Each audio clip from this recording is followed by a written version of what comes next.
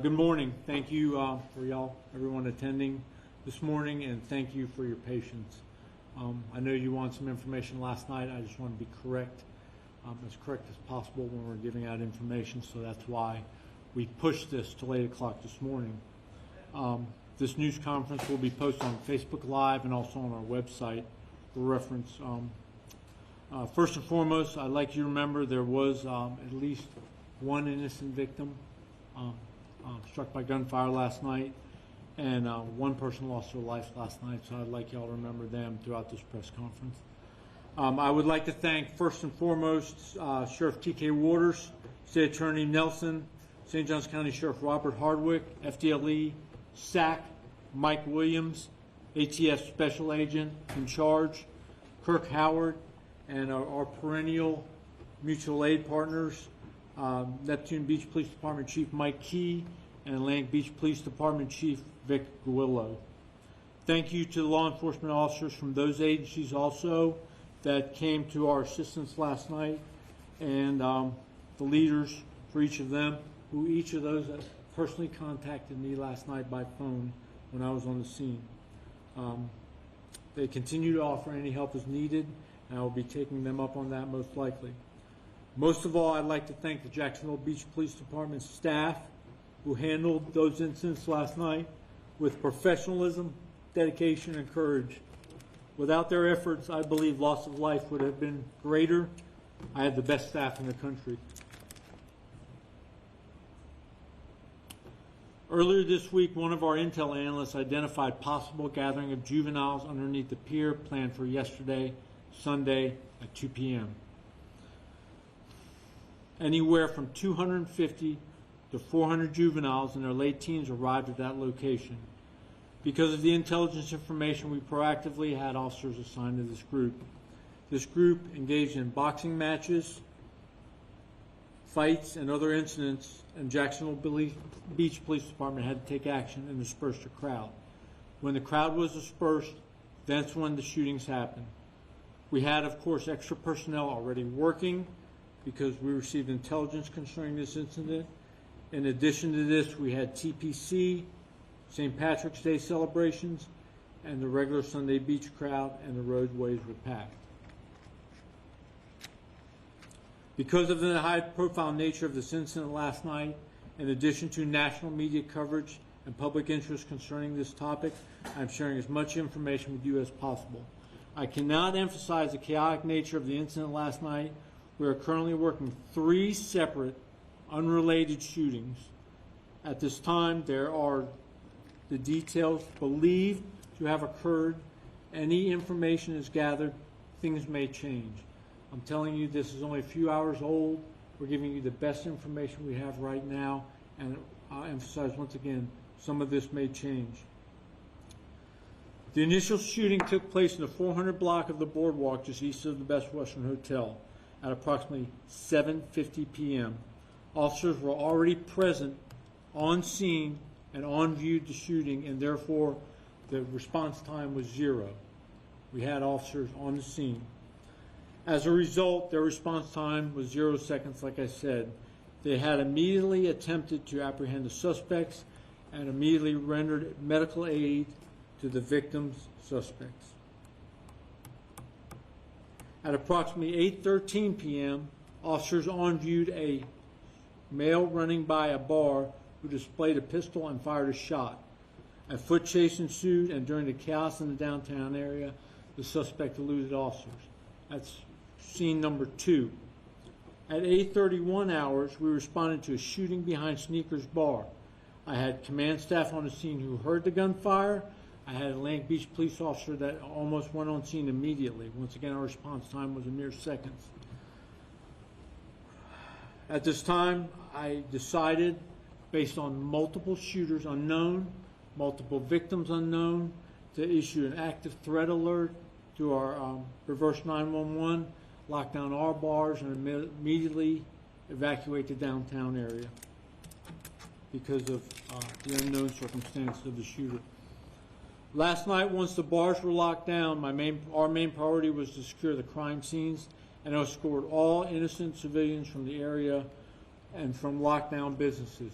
huge task on a Sunday night in Jacksonville Beach on what was basically a holiday. Lock everybody in place. We had to evacuate everybody and clear the streets and look for possible shooters or more suspects. Before we could investigate any crime scenes, we had to establish and maintain security of the crime scenes and the downtown area, while also looking for the suspect or suspects. Our Jacksonville Beach Police Department SWAT team was also requested to assist with searches for any outstanding suspects and to escort patrons from businesses. Many of the SWAT team members were already working on scene, working their primary duties, whether it be detectives or police officers or supervisors. At 8:34 p.m., we called in all crime scene investigators, all detectives, all SWAT team members, and all command staff. Additionally, the city manager and mayor responded once the scene was secure for immediate response and briefing. I would also like to take this time to thank the mayor and city manager. They showed up last night at my request. They have been nothing but helpful and supportive, and they remain so to this moment, and are sitting right up front here with me. I can't tell you how much it meant to me for them to come to the scene last night and check on me, check on my guys and girls, and to be there for us like they always are. And I'd like to thank them personally, along with other city council members. At this time, all scenes have been cleared. However, investigation continues. Once again, this is multiple suspects at multiple scenes. We have multiple shell casings from pistol and rifle caliber weapons down on the ground. 2 of these firearms have been recovered. Summary: those injured involved in the shooting last night are the following. The first incident at the Best Western, 3 people in totality were injured or shot. 2 were transported by rescue, and 1 later self-reported to Mayo and was transported to Shands. 2 are in serious condition, 1 is in stable condition. I'll release suspect information in a minute. So the first shooting, 2 victim suspects shoot at each other. They are wounded and are in serious condition, surgery. 1 victim, the third, was a complete innocent bystander who was visiting from out of town. He's in serious condition, was hit 3 times last night by gunfire. The suspect is, one suspect is a tall, thin, black male that's still outstanding, and that's all I can release at this moment. We have no ID on him right now, though. So once again, 3 people in totality. We believe at this time that the first 2 victims were shooting at each other, and they're both victim suspects at this time. The third person was an innocent civilian from out of town visiting the hotel, was struck by gunfire. So I got 3 in serious condition, but stable at hospitals on incident 1. Incident 2, no injuries, no one hit by gunfire. The suspect who eluded officers is a tall, thin black male with a ski mask. We've recovered a pistol from scene 2. The third incident, behind Sneakers Bar and Grill in the unit block of First Street North. The victim is deceased, is a black male, 21 years of age. Next of kin has been notified. On the third call, from what we're getting from witnesses, there was some kind of disturbance. 3 suspects, all black males, presented firearms.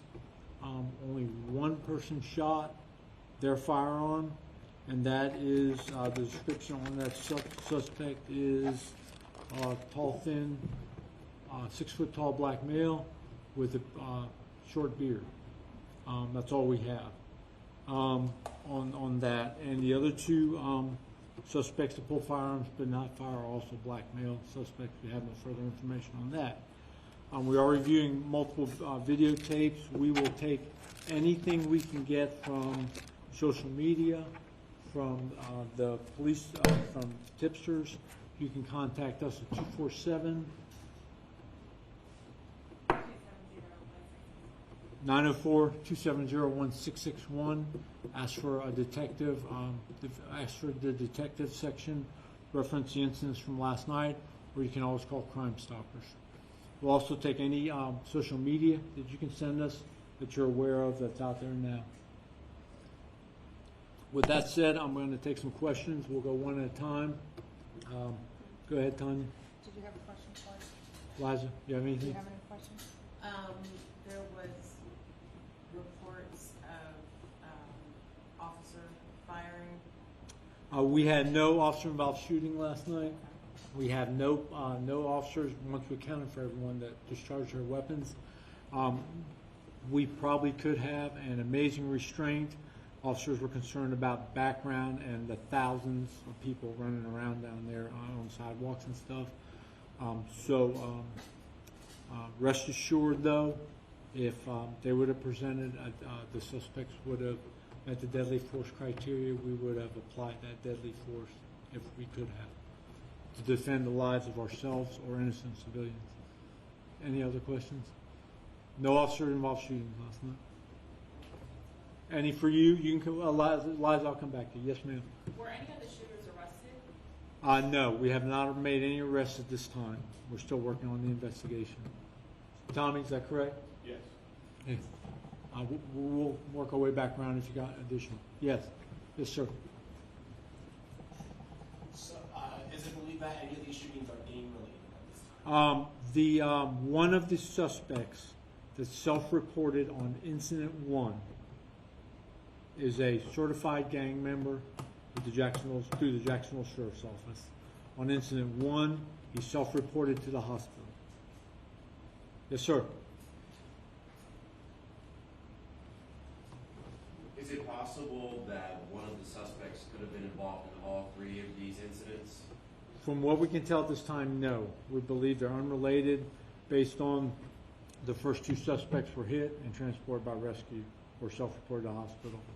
The second shooting scene, the foot chase proceeded north from a local bar away from location of number 3, complete opposite direction. We had a perimeter set and we were actively looking for 2 when 3 occurred. We don't believe this time they made their way back and the descriptions are a little different. So we believe they're all unrelated and there wasn't one shooter. Yes?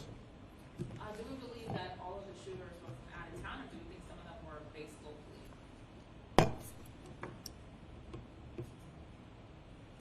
Out of town, out of Jacksonville Beach or out of Jacksonville? Were they visiting into the area, or do you think they were all here just on vacation?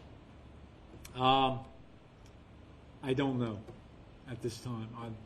As best we can tell, they're not citizens of Jacksonville Beach. Unknown if they're residents of Jacksonville or Duval County at this time. That's preliminary.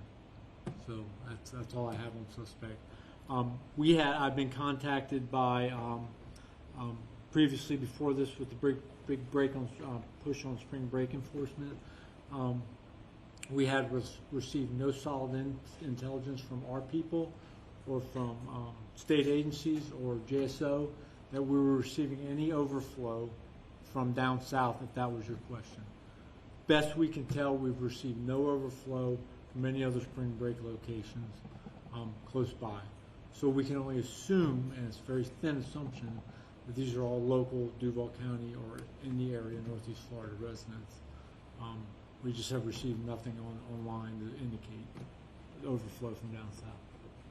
Yes, sir. Chief, can you be a little clearer where scene 2 is, as opposed to just in front of a bar? And then secondly, you guys secured and seized a vehicle last night, a blue vehicle, out of a parking lot for processing, I guess. Is that possibly one of our suspects' vehicles? I'll answer the first one first. So the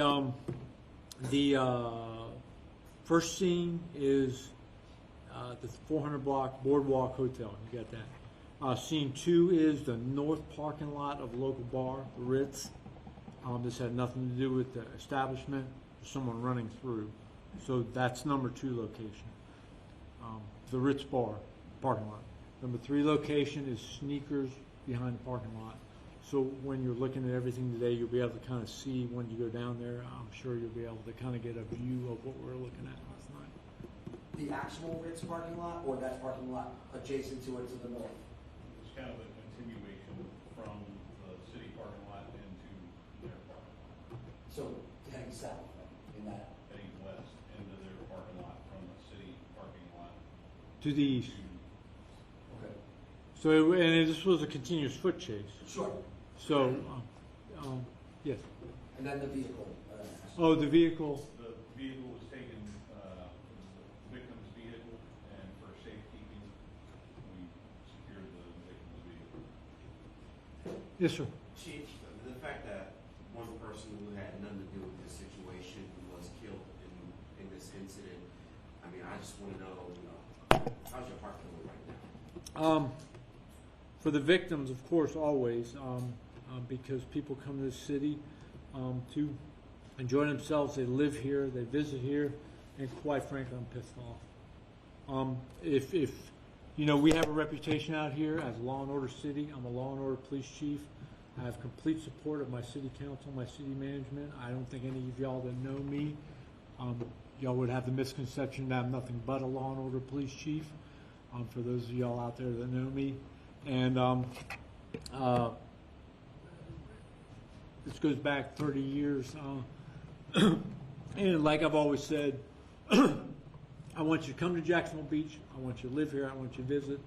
But if you break the law, we're going to put you in jail. And some people may need some reminders of that, and that'll be forthcoming in the next few weeks. That's been our reputation, and we will consistently uphold that reputation. You need to go somewhere else. If you're going to commit a crime, don't come here. And fair warning for future, if you're going to commit a crime, once again, for the third time, don't come here and then whine about being arrested or detained, because that's what we're going to do. We're going to do our jobs. Okay? Yes, sir. I understand that you're giving a warning out to the people who might want to act up in Jacks Beach. But reassure the people who want to visit Jacks Beach, who want to have that good time at the bars and the beaches, reassure their safety real quick. Good question. We are statistically safe, a safe city. Our challenge is for 25,000 residents, we have to police a population much bigger on any given day of the week, any day of the year. Statistically, even with that huge influx, we are very safe. I mean, there's been articles, the Daily Beast per capita, we're the busiest beach in 2008, we're the busiest beach in the country with 8 million estimated visitors. So when you start to look at the stats, we're safe, but we also, if we don't make people feel safe, what are we doing? We have to make people feel safe. If you travel 15 blocks or 20 blocks away, yesterday it was a quiet Sunday afternoon. So I will reiterate that once again we are safe with all the population influx we got every weekend. This is a one-off, but it's going to happen. It's a game of numbers. If you have 100 people visiting your city a year, and pulling this number out of the air, 2% are criminals. You only have a couple. If you have 8 million people visiting your city a year, and 2% are criminals, you got a lot. So our challenge is to police this population that we get a large influx with. But I live in the city. I feel safe in the city. I think we have the best police department in the country. I have a supportive council, city council. I have absolutely supportive city management. I have citizens that are fantastic that support us and supported us through a lot of years and a lot of trials and tribulations. I have the best staff in the country, and I feel like the most fortunate chief in the country to have all this support. And so we'll get through this. But I can't stop everything. We can't stop everything, even with a cop on every corner. I will urge a safe city, but we're going to redouble our efforts to make the perception that it's a safe city a reality. Yes, sir. So I have two quick pieces of information that are submitted for all of the governors. What time was the sneaker shooting again, the third incident? The third incident was, stand by. Okay, the third incident was 8:31 p.m. So let me go through it again. 750 was number 1. Number 2 was 813, and number 3 was 831. And then to reiterate, which one of the incidents resulted in that death? That was the first one? Or Which incident was what? which one of them had the death? Was that the first? Oh, that was number 3. Number 3 was. And I got to take you through this progression. As I show up on scene in the area, the second one goes out at 8:13 at the bar, at the parking lot. And then a little bit later, at 8:31, number 3 goes out. And although we were relatively confident that we did not have one gunman at that time with 50, 60, 70 policemen at 8:31 p.m. within a 12-block area, and I'm still having a round shot, that we have some problems. You know, all these calls were basically in front of the police and pretty bold. And then one question just to wrap up. Obviously, spring break is already a high traffic time of year for Jacksonville Beach or any beach, but especially after these shootings, are you guys planning on having increased patrol, increased officers at the beach as a result of this, kind of in the wake of this? You know, we're intelligence driven. So let me answer your question first. I'm not going to tell you. I'm not going to give away my hand. I like it to be a surprise. You can probably bet if you know me that we're going to be doing some things. But with that said, we're intelligence driven.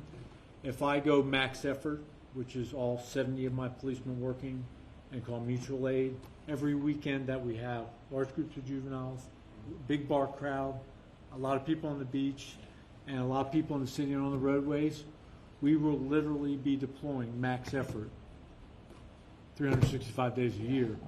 So I have to let intelligence drive. Like yesterday, we were prepared.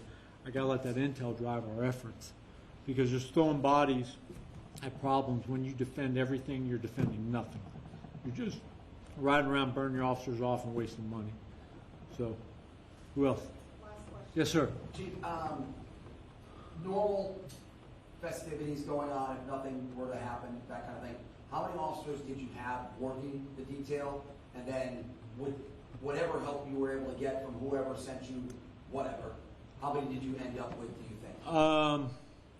We had probably approximately 15 to 20 officers on duty, between extra duty, for instance, at a couple local bars close by, to the detail, to the street people, the people working patrol.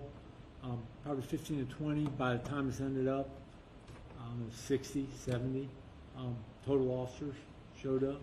Did you guys ever put a guesstimate to the size of the crowd we're dealing with? No, but all of y'all have been down here on a busy weekend. You know, it could be anywhere from ballparking 5 to 15,000 at any one given time down here on First Street. So once again, and don't forget, we all have limited resources. There's not a police chief or sheriff in this country that wouldn't take more people and more money. But I have to resource allocate just like everybody else does. And don't forget, I have a tax base of 25,000, and I have 100 employees, which is a pretty good sized department for that residence, number of residents and tax base. But I have to police a population much larger. But I am. This is every beach in Florida. Every police chief and sheriff that has a beach in Florida faces the same dilemma of the influx of people. So it is difficult to resource allocate. I have 70 sworn officers, but you got to stretch it over 7 days a week, 24 hours a day, injuries, vacancies, command staff, detectives, and people got to have days off, so it starts to dwindle down.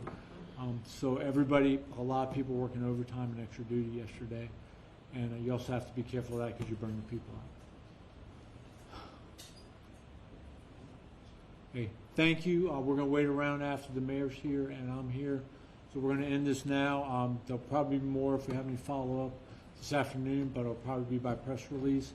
If anything major break, we'll notify you and we'll do this again.